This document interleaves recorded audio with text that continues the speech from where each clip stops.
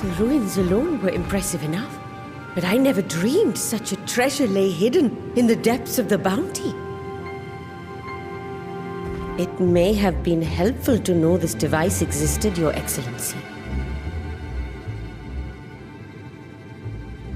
My apologies. The gate was a secret I shared with none but my closest advisors. I feared for what might happen should those with ill intentions learn of its existence.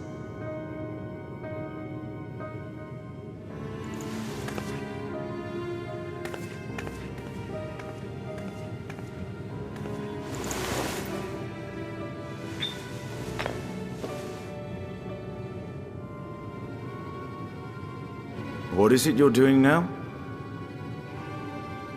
There's something I wish to verify. The NOAA reports claim that a short stint into the void carries little risk of etheric imbalance. Should one suffer an injury, however, or if one's expedition drags on longer than intended, that risk becomes significantly greater. Graha theorized that a warding scale would confer protection from the void's corrupting influence.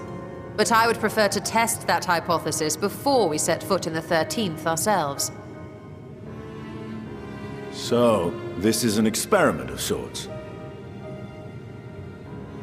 Yes, an experiment. Tell me, how would you go about testing the efficacy of the warding scale?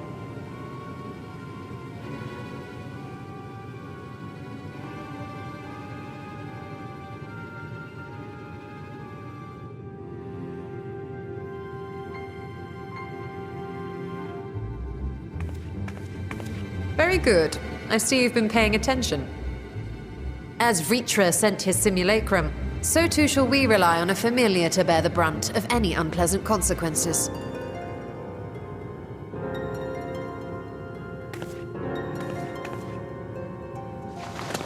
Now, a lowly imp can navigate a fissure, no matter how narrow. Which means an arcane entity of similar stature should be able to manage the same.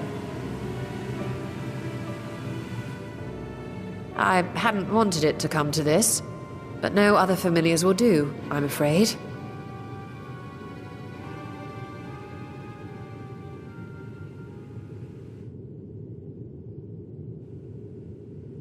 I mislike the sound of that. What manner of fiend does she mean to summon?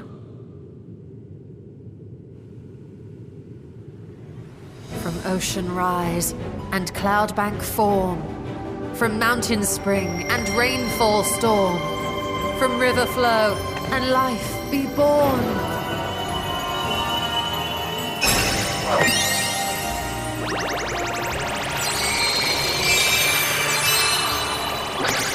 Water, water, froth and fire!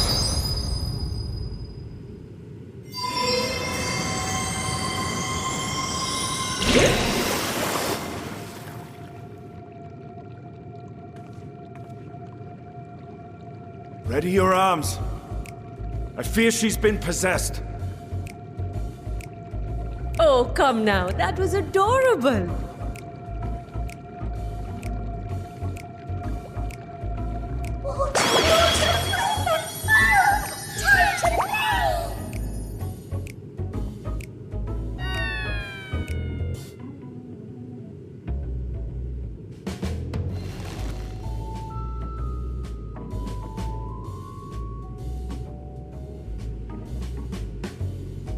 Though not my first choice, these familiars I conceived of as a child have the best chance of fitting through the gate. I only wish my younger self had considered a more dignified ending to the creation ritual.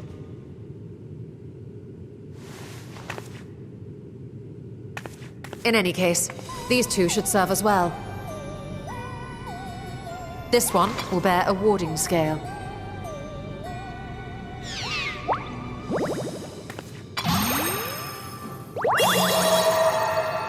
And when they return from the 13th, we can observe how the talisman, or absence thereof, has affected the progress of the Void's corruption. If I could impose upon you to open the gate, Your Excellency? Ah, yes, of course.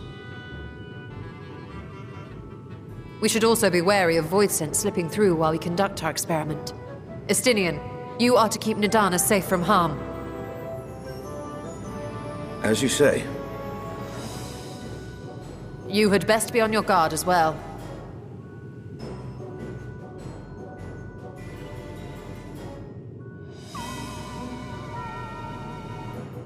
And we are glad for it. Let us begin, shall we?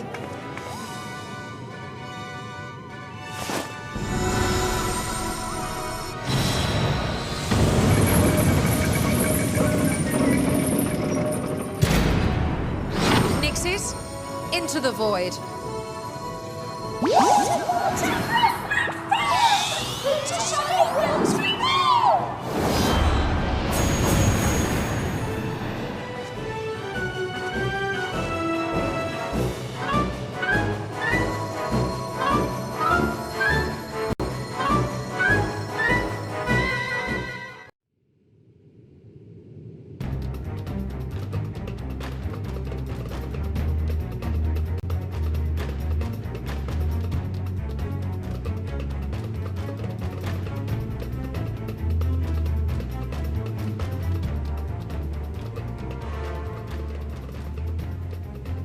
I think we've waited long enough.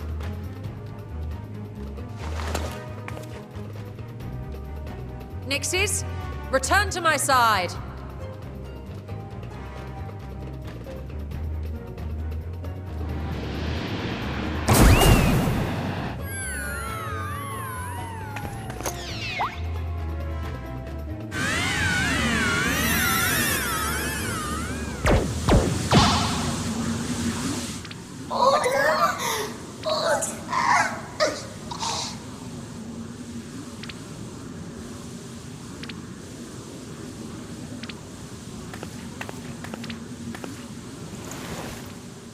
Thank you, little one. You did well.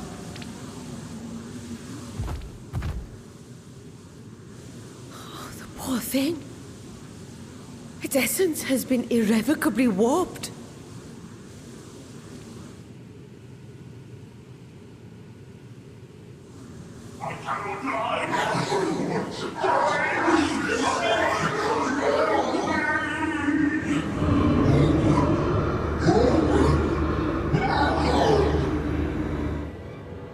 We're out of time! I must reseal the voidgate.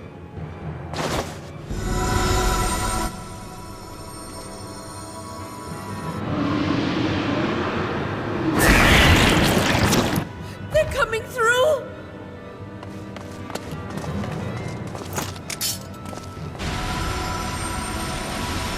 In the name of Al-Zadal III, I bar this door unto the void!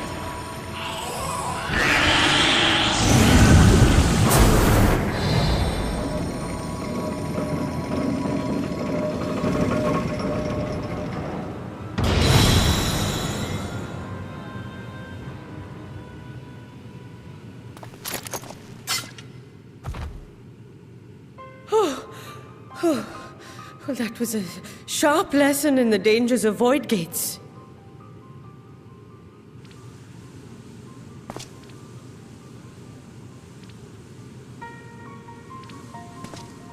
And what of our experiment? I'd say the results speak for themselves.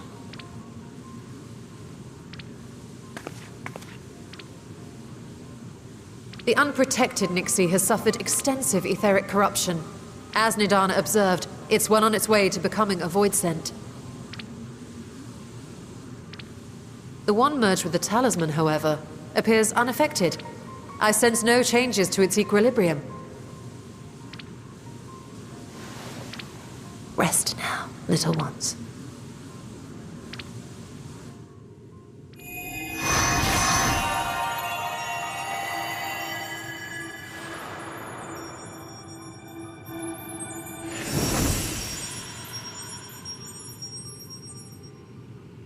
Graha's theory was correct, then. So it would seem. But while our second familiar was untouched by void energies, the talisman itself shows signs of degradation. It was, of course, originally designed to shield the soul from primal tempering. It stands to reason that etheric corruption of a different sort would affect it differently. We may need to modify the warding scale's design to account for the 13th's uniquely unstable ether. You've said much of the Void's instability, but my imagination fails me. What manner of place is this broken world? My apologies. I forget that not all of us spend our days sequestered in dusty archives. The 13th is a reflection of the source that was drowned in a flood of darkness. In Emmett Selk's own words, this tragedy was a result of the Ascians' attempts to force a rejoining. They erred in their haste, and made of that world a useless void.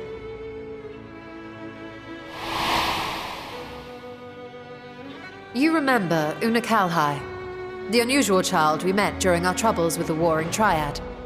He explained the fate of the 13th thus.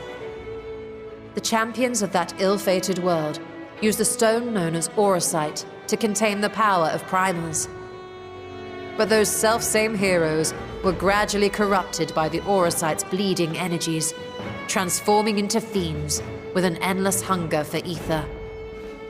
By the time anyone thought to oppose them, Light's strength had grown too feeble, and the balance of the 13th tipped into eternal darkness.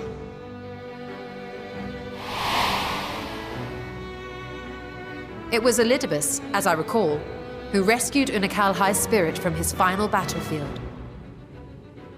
But I wonder if there were others whom the emissary saved from oblivion.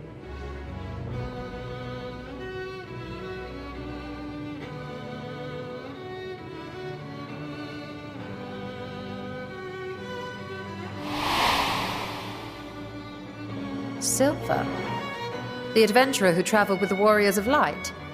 And you say she was another of Elidibus's pawns?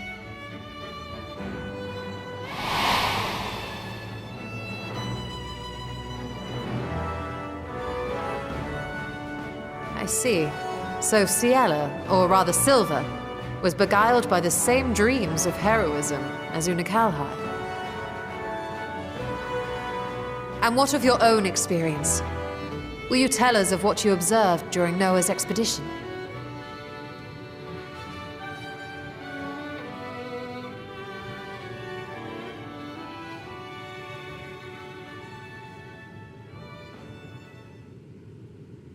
I can picture it now. The sunless, Stygian expanse, infested with legions of ether-starved monstrosities. A void in every sense of the word. What you have described in such lurid detail is exactly why I hesitate to encourage you.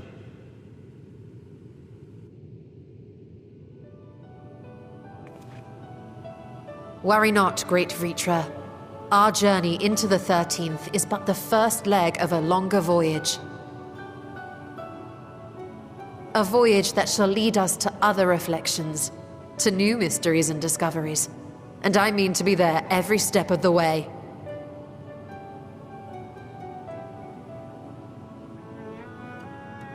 But first I must focus on refining the warding talisman. Then I can begin work on constructing an artificial Atomos. Or I could if I had the relevant manuals to hand. Might I be so bold as to request access to the Satrap's family archives?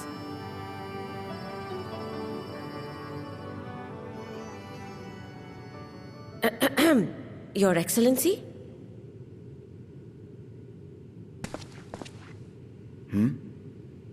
Oh, yes. That can be arranged.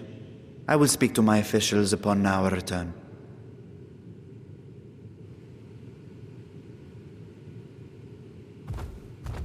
We will see you back in the city then.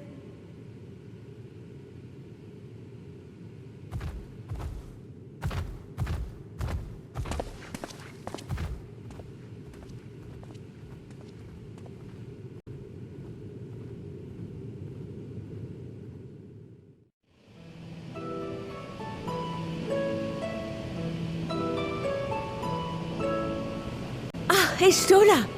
The adjustments are going well, I hope? 'Tis a lengthy process, but the end is in sight, yes. That's wonderful news. I myself had some good fortune searching through the Satrap's private records. What I found was a transaction log dated around the same period as when Al-Zadal's legacy was built. It included a purchase list of highly exclusive alchemical components, and I knew I'd discovered the key to making the artificial atomos. I then visited the High Crucible to commission the materials. After I'd explained my requirements, I was beset by volunteers insisting I allow them to help with the entire project. The usual reaction to someone forcing open a voidgate is to run for the hills. Harnish academics certainly are a different breed. The alchemists of old were cut from a similar cloth. The unknown held no fear for them.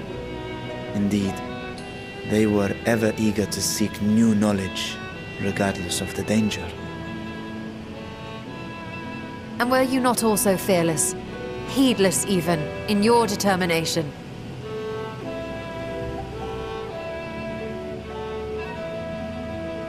My sire entered his dormancy before I was hatched. And so it was Ashdaya who kept my eggs safe and warm. It created a bond between us. Even long after I learned to fend for myself, I rarely strayed from her side. She was my guardian, my sister, my dear companion. And not a single day passes that I do not mourn her absence. No matter how deep the darkness, I would not surrender my search. I promised myself the time would come when we would once more take to the skies together. But I am satrap now. The Radiant Host is here to serve, Your Excellency. Nabdeen, what is this about? Celestinian told us of your predicament. For centuries you have protected Rads at Han, never showing your true self, hiding behind a curtain and living only in service to the people. Your dedication meant more to us than your deceit, and so did we accept you as our rightful ruler. After all that you have sacrificed for this nation, did you imagine we would begrudge you your heart's desire? We survived the final days. We are a strong and proud people. We, the Radiant Host, will keep Thavnair safe in your absence.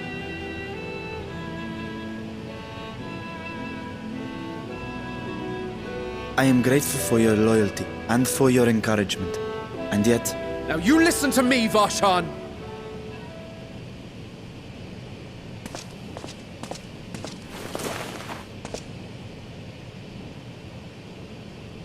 You are wearing that face, after all. As I have told you before, you are a little brother to us all. And if you are family, then so too is your sister.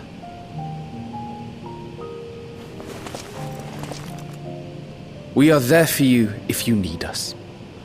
But do not ask us to sit by and watch while you abandon a sibling you have ached to rescue for millennia.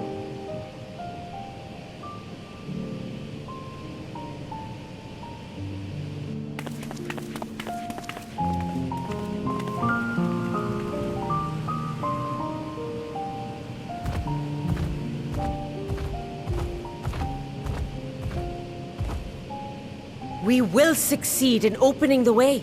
It is only a matter of time. All you need do is prepare to step through to the other side.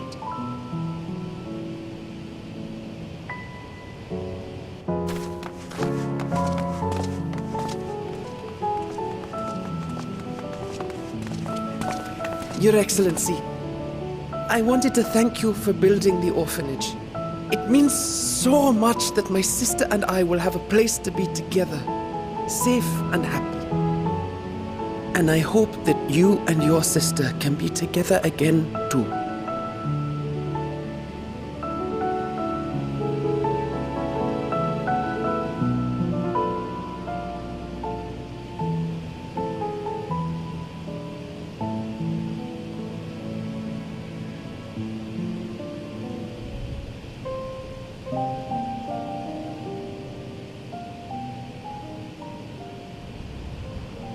Take heart and protect them well. Such were the words I once said to you, and here I stand, failing to live up to them. If my heart is torn, I am fit to protect neither Ajdaya nor Radzatan.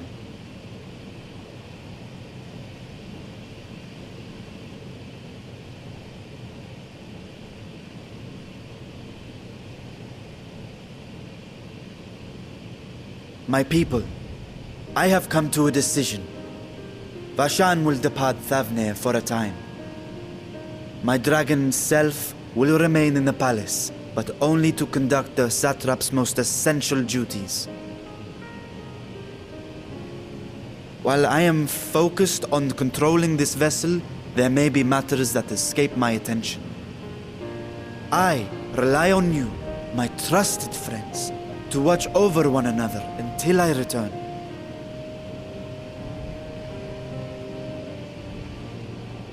Take care and fair fortune, little brother. Many tears would be shed should you come to harm.